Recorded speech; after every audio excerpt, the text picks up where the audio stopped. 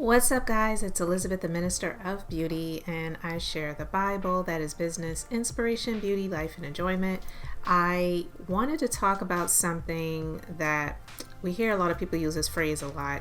And if you are in business or if you are wanting to be a legitimate, true business owner, entrepreneur, you have to operate in a way that is 100% intentional. And there's a phrase that a lot of people use, and I know people still say it. Sometimes phrases come and go, but the mindset of many people doesn't change, where some of these sayings may come and go, but the mindset and the way people operate continues to stay the same.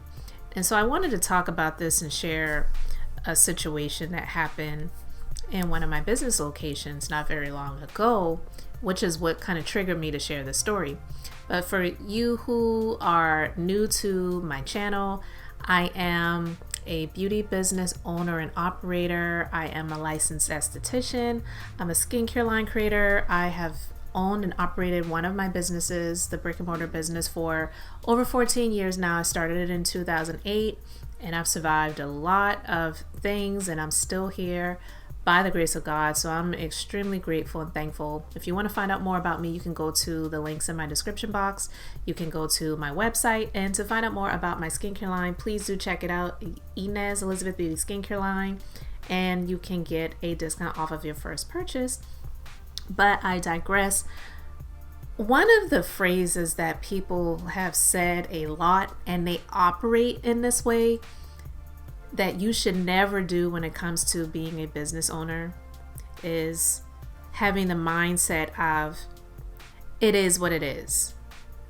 You've heard people say it a lot. You may have even said it. And I'll be honest, it's a phrase that I have tried my best and have done a pretty good job of staying away from.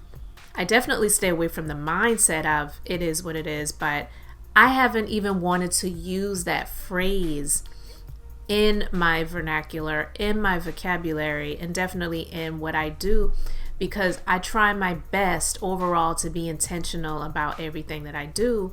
And having the mindset of, oh, it is what it is, you're pretty much just saying, you know what, I'm just going to go with the flow. Whatever happens, happens. And I'm not saying that from the status of someone who is operating by faith and you don't really know what may happen. So you're going to try it, and if it works out, it works out. And if it doesn't, then at least you tried. That's not what I'm talking about, because that's actually the complete opposite of it is what it is. It is what it is pretty much saying that you're not going to take any accountability or any responsibility for what happens. And look, whatever happens, happens. It's not on me. You're, sometimes in a space of wanting to blame other people and not take responsibility, even if, let's say, something occurred or happened in your business and it wasn't your fault. As the leader of your business, you are the one that really has to be the captain that goes down with the ship. Of course, you don't want your ship to go down, but you have to take accountability and responsibility. So I'm going to give you an example of something that actually happened in my business not long ago.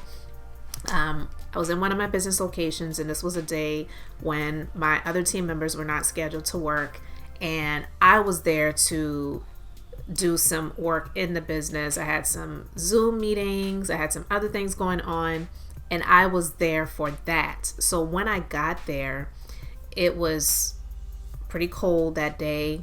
I came in, and I usually can see out the front door if anyone is parked in the parking lot in front of our door. But sometimes people park there and they may be going to another establishment that's nearby. So it happens. It's not all the time that just because someone is parked in front of our business door means that they are coming here. And especially since I knew that no one was on the schedule to come in for services that day, and my other team members were not scheduled to come in, and I knew I wasn't scheduled to have anyone come in, I didn't expect anyone to be there. But this person was there before I got there, or at least that's when I saw them when I came in. I saw the car out front, and something within me just said, you know what? Go out there and check and see if this person needs some help. So I opened the door, and the person, she got out of her car, and I said, hey, good morning. How can I help you? Is there something I can help you with? And she said, yeah, I'm here for an appointment this morning. And I'm thinking to myself, you don't have an appointment? But I didn't say that out loud. It was what I was thinking. But we had switched to a different scheduling system at the beginning of the year. It was a process that we were going through the month of December, and we finally pushed go on it for the beginning of the year. And when you're dealing with technology, you're going to deal with issues. Sometimes things don't go off without a hitch. You're going to have glitches. You're going to have issues. You may not know how to operate some things, and just stuff happens, right? Well, I'm saying all of that to say, somehow, some way, she had booked an appointment online, and it allowed her to book an appointment when no one was available to be scheduled. And so I was just like baffled. I'm looking at the schedule, I'm showing her what I see, and I let her show me what she did, and showing her appointment that was on the schedule. Like, she scheduled it, but it wasn't on our calendar, it wasn't on our side. And I felt terrible. And I said, well, you know what? Look, I'm not scheduled to work with clients today. I do have a number of things that I need to do, and I literally just got here. As you can see, I still have my coat and my gloves on. I haven't even, gotten settled yet. But please come in, because this was all actually outside right by her car. Because I went out to her just to see if there was something that she needed help with. So I said, come in. I'll be happy to take care of you if you don't mind waiting a little bit, because I need to get set up, and some other things. And I contacted my director of operations when I was speaking with her, but she didn't get my call. So she called me back as I was speaking with this client. So as she's getting seated and I'm on the phone with the director of operations, I was just speaking with her about the system glitches and trying to figure out how it happened. And she's trying to see if maybe we can get one of the team members to come in. And I said, no, I'm already here. I said, I do have, some things going on, but I will take care of her, no problem. But if we can just try to find out what happened so that this doesn't happen again, because I feel, terrible, and we don't want this as something that will continue to happen for the other location or, any other days or times. Well, as I was speaking with my director of operations, and the client was sitting there waiting, and it was only maybe a couple of minutes that I was on the phone with her. I didn't have her sitting there waiting a long time. As I was ending the call, she was getting up towards, going to the door. And I said, I'll be right with you. I said, did you leave something in the car or whatever? And she said, well, no, this is my only day to get the service done because I'm going out of town, but I don't want to be a burden. And I said, you're absolutely not a burden. I said, we're here to serve. We're just trying to figure out how this happened so that it doesn't continue to happen, because we feel bad. I said, I'm grateful that I actually came in today, because otherwise you may have just been sitting there and no one would have been here. And we don't ever want our clients to feel inconvenienced, and we never want them to schedule an appointment and they think that they're going to be served, and then they show up and no one's here. So that's what we were just trying to figure out. But it's not a problem for me to handle it. I'm just needing you to just wait a few minutes so that I can get, set up and get, situated so that I can take care of you. And so, she said, well, I get it. I'm a business owner myself, and, we do what we do for our customers and for our clients. So I get it. I've been to your business before, to another location. It's been a while, but I will, I'll definitely be back. And you don't owe me an apology, but I accept the apology, because I was apologizing profusely. I just felt so terrible about it. But she said, you know what? It's fine. It's going to be okay. I can live without getting the service done today. I will be back. and she actually like gave me a hug. We ended with a hug, and I appreciated that because I really felt bad about it. But I'm saying all of that to say I didn't operate from a standpoint of, well, you know what? Look, it is what it is. Technical glitches happen. We're new to the system that we're using. It's not our fault that you scheduled an appointment when no one was available to see you. Look, so yeah, it is what it is. It's not our fault. Some people would have used that as I don't even want to say an opportunity, but they would have used that situation to point the fingers and the blame on where it really deserved to be pointed to, because it wasn't our fault that the system allowed this to happen. And we did reach out to the technical support team, and they figured out what happened, and it it turns out that there was something on the back end that caused this to happen, and they made sure that it was fixed so it wouldn't happen anymore. But I could have easily said, you know what, this is not our fault, so it is what it is. There's no one here to serve you, and I'm too busy to handle that. So yeah, no, I was going to put the other things that I had scheduled on the back burner to serve her. And because I operated from a standpoint of not treating it like it is what it is, and taking accountability and responsibility for something that really was not my fault or the company's fault, I gained someone that is going to continue to come back and more than likely speak highly of the business and of the service, even though we didn't do that technical service, but the service that she received from me, being there and going the extra mile, coming outside of the business, not waiting for someone that I saw waiting in a car out in the front, and then saying, well, look, if she's coming here, then she can get up and ring the doorbell, and and I'll answer the door and whatever. Like, I took effort and initiative to go outside of the business, greet her, say good morning, is there something I can help you with? And it could have been someone that wasn't even coming to our business. She could have said, oh no, I'm actually waiting for someone in the business next door, no one's there yet, so I'm just waiting in my car.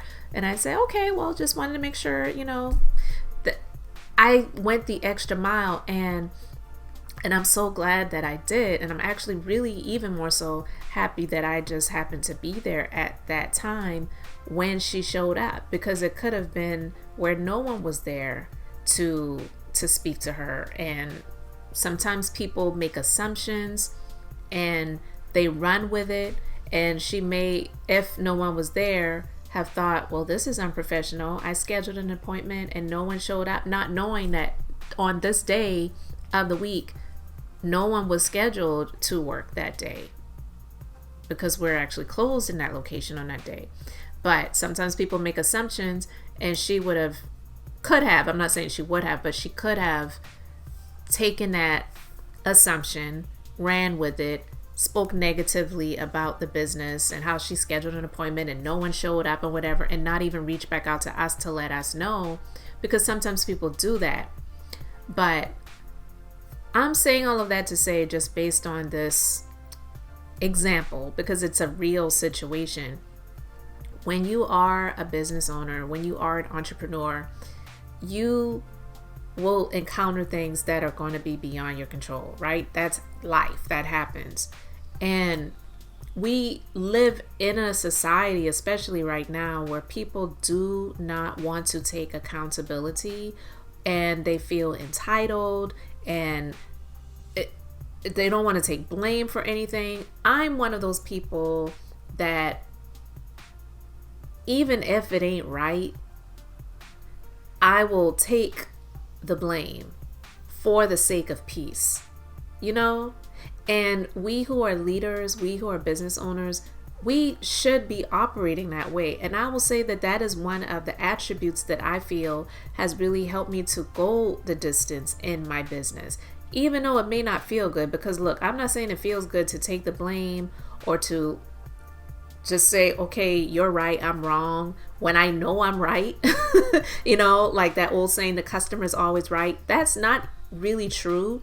But what it really means is, for the sake of peace, for the sake of profits, sometimes you will just allow that customer or that client to feel like they are right so that you can calm a situation down or avoid, certain scenarios or situations that could come up just for the sake of being right. Like, I've refunded clients, not many, but here and there, when I knew that they didn't deserve a refund. I'm like, you know what? Here's your money.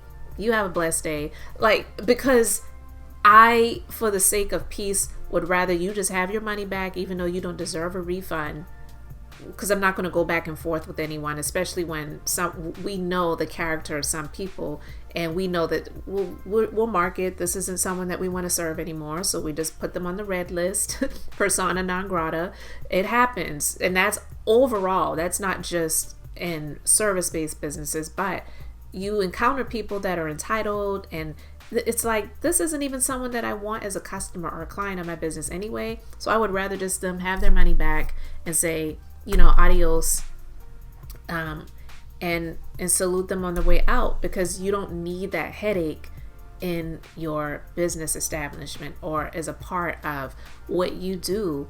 So yeah, you kind of have to just back away, not operate in a it is what it is mentality, and be intentional and be accountable and really see it flourish for you. And I believe that that is one of the things that has really helped me to flourish, because even in the conversation that I had with this woman, I don't know her, but she said, I actually went to one of your locations that you used to have years ago in this area, and I sparked a little bit of a conversation. I said, oh yeah, I started that location many years ago. Actually, my grandmother lived in the area, and that's kind of what inspired me to do that. And it was a huge step of faith, and it worked out, and yada yada, blah blah blah.